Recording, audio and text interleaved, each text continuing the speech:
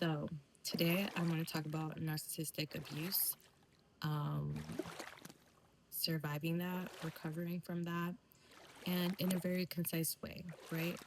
How has that, um, as someone who has survived this, I think,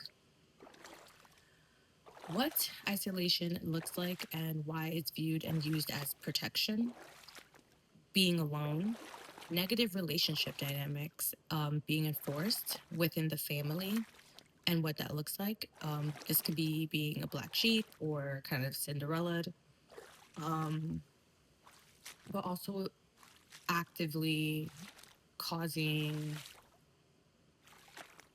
a triangulation, within systems that are supposed to, in a healthy family, work positively, right? So why would you want to purposely create an ecosystem of misery? Um, Another thing is how that affects within living in that system, how that affects you mentally outside of that system, right? And that can look like relating and social dynamics. What is that? Also, the theory of everyone is you pushed out, because is that, but not really, you know what I mean? But I do see there's truth being there. But I think when you're, as someone recovering from something being done to you, to think it's like, what about me asks for that, right? Especially if it's born and something that was enforced on you. Um, but yeah, so those are the things that I want to talk about today. And if you want to stick around, stick around. Okay. All right, so let's talk about heavy isolation as protection, right? So I think the isolation being protection when you are constantly under attack can come out in strange ways as an adult, because instead of looking forward to building community, you isolate. And I think that when things are difficult, sometimes you need to expand and go beyond yourself. And it is important to have community, to go like through difficult times or process difficult things, um, because sometimes you need the upliftment of others, right? And it's an honor and a blessing to have a good community and people that truly are your friends. That's not something I think we should take lightly, that word. I think friendship takes years to build. You can know people, but is everyone your friend? I doubt that. And that's cool. Like, it shouldn't be like that. I think that certain systems have us thinking that numbers are better than like quality always over quantity.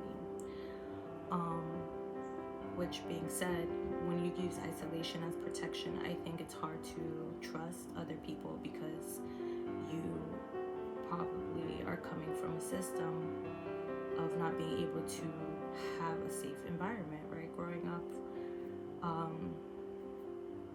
speaking from my own personal experience, dealing with like my upbringing and how that has affected, right? So I'm not like claiming these things are true, but if they're relatable and you can relate, that's cool, right? So anyway, back to that. I think that it has this thing where being alone is like where you need to be.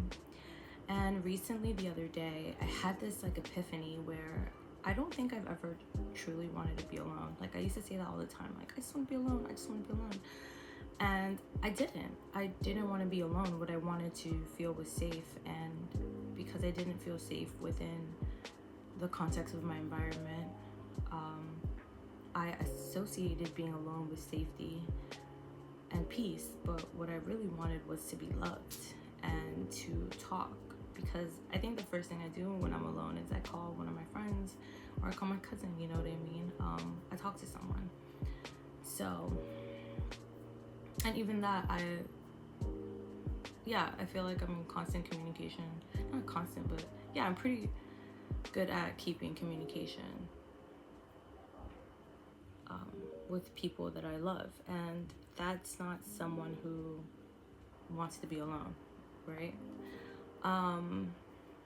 So that was just something that I realized that was bred from survival, and that I'm trying to unlearn, because I think part of isolating is also not being seen, the fear of not being seen, the fear of visibility. And I think to exist truly, you have to show up as all levels of yourself, right? You can't just pop out. It's okay to hermit, but what I'm trying to say is, like, you can't, not to a detriment, you know. I think everything within flow, and it's okay to just be in different stages of evolving, you know. So that's my thoughts on isolation as protection.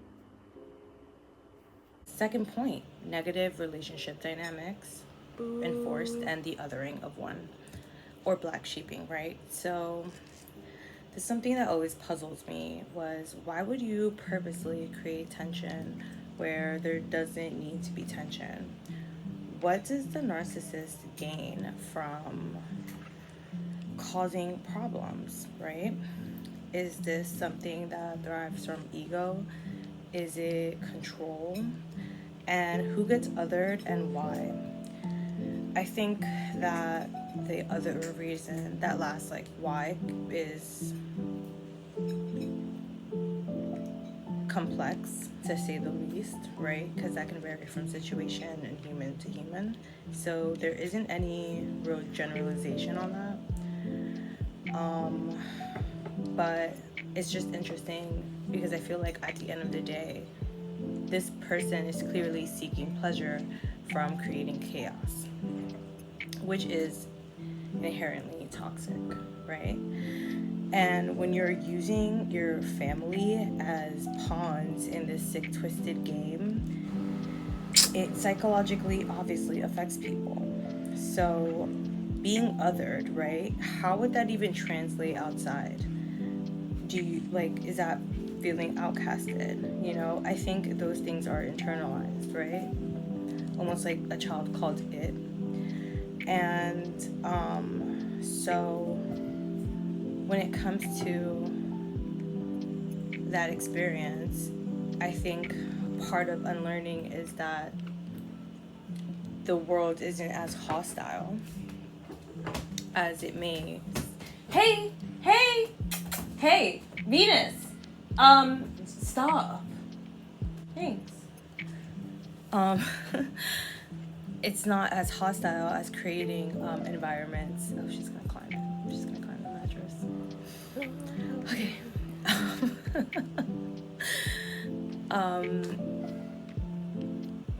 Sorry, I lost my train of thought. But yeah, so it's not super internalized, right?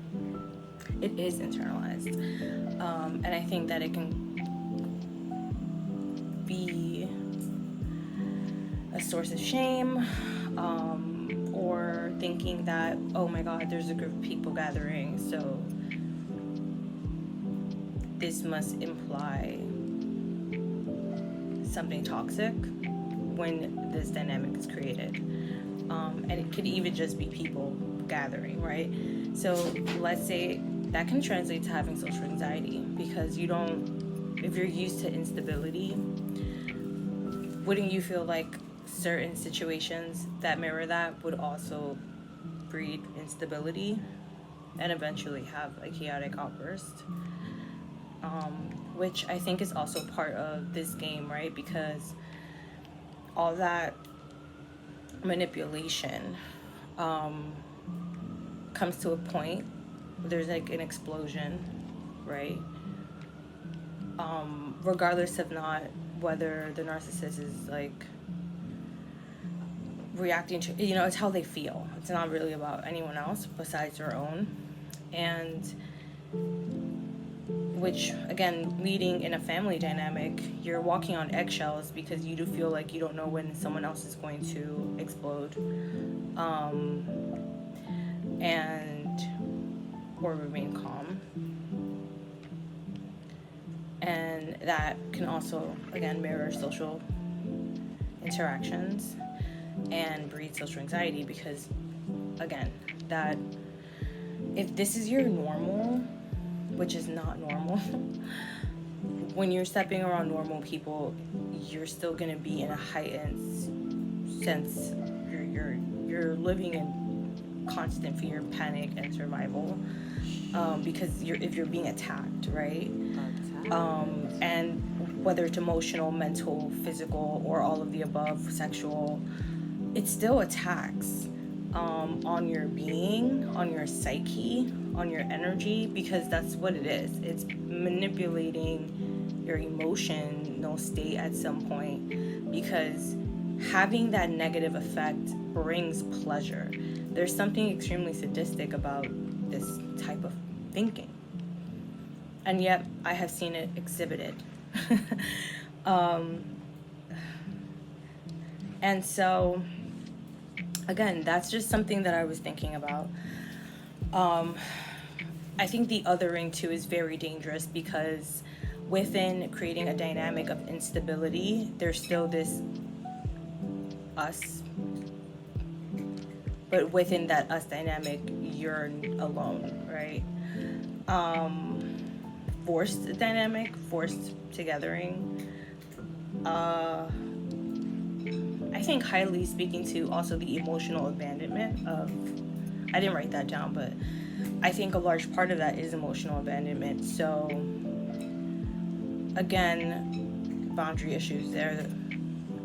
Boundary issues, right? Especially where you're at, how you experience things, and just type of person that you are. Like, this is going to affect, I know, some way, in somewhat form, your boundaries. So, oh yes, I'm losing my train of thought. That's the third time now. This video isn't how even that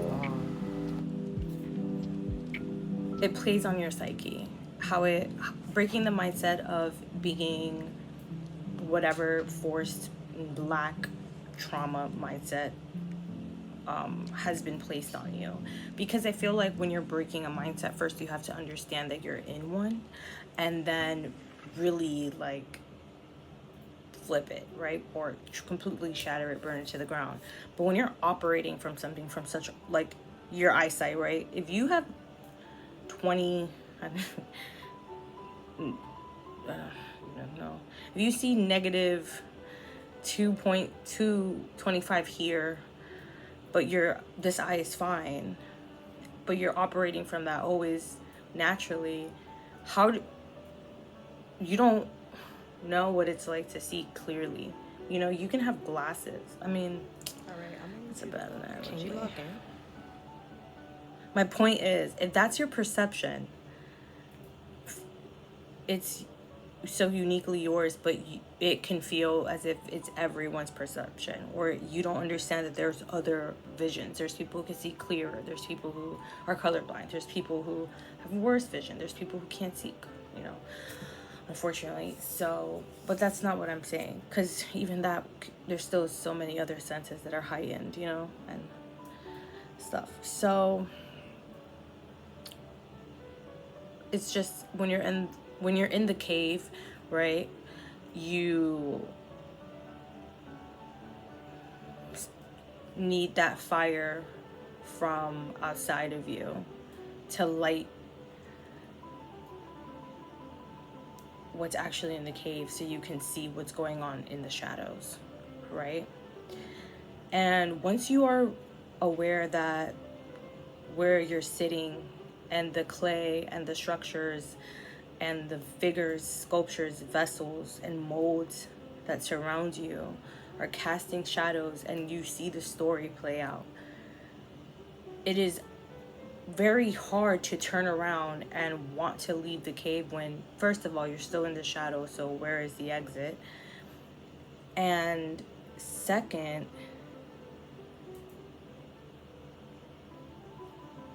you could be so stuck in it, you don't see that the story is an analogy or a parable, right? A metaphor. It's a, and I want any parable. Why does that keep coming up? And I think even that's important, right? A parable, because you're learning from it. And I think life's patterns, I think that when we have the ability to recognize, it's all through our thinking and our perception. Whether that's, and it's mentally, it's on every level, but breaking mindsets, it's interesting. It's interesting. And I feel like once you have a way, right, you just start boom, boom, boom. You just keep unblocking the box. It's like Russian dolls over here, right? Once you can shift. But I think at first you have to recognize that, you're always in a donut, but just like, how are you spinning? So that's just what I'm saying about that. My last part is everyone being you pushed out. What I like about it and what I don't like about it, or why I have a problem with that. Because if you're growing up in an abusive environment and you're experiencing things, how the hell are you gonna tell me that I'm receiving bad things and things are happening because of me and my energy? Now, that's where I kind of, like I said, that's my strife. But I do see it on the other side where our lives are mirrors. Consciousness is reflected back on us. But is it always necessarily through people? I don't know about that. I feel like,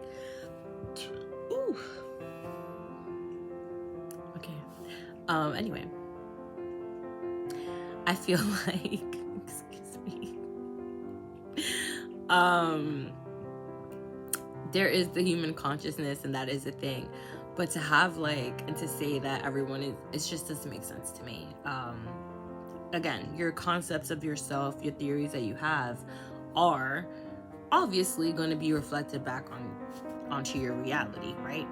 Because you are living what you think, you're going to see that confirmation bias, right? It's like you see a pink elephant, or you think of a pink elephant, you're going to start seeing pink elephants everywhere. If you think that people are mean, or even just when you're in a mood, right? When you're stressed out, you perceive every interaction as what's up. When you're in a happy space, I bet you you would not find nearly half of those interactions as upsetting as opposed to when you're upset. Does that make sense? I hope that makes sense, because I'm tired, all right? I'm really on very little sleep, but hey, I built this bed though.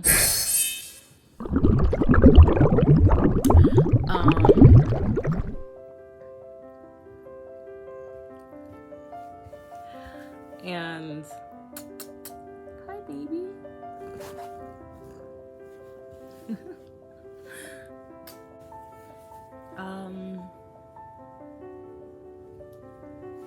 I totally lost my train of thought. That's the fourth train. So I'm just gonna end it here. I feel like I said enough, honestly. And maybe I'll just go in deeper in another video about everyone being you pushed out. But I have to cuddle my baby.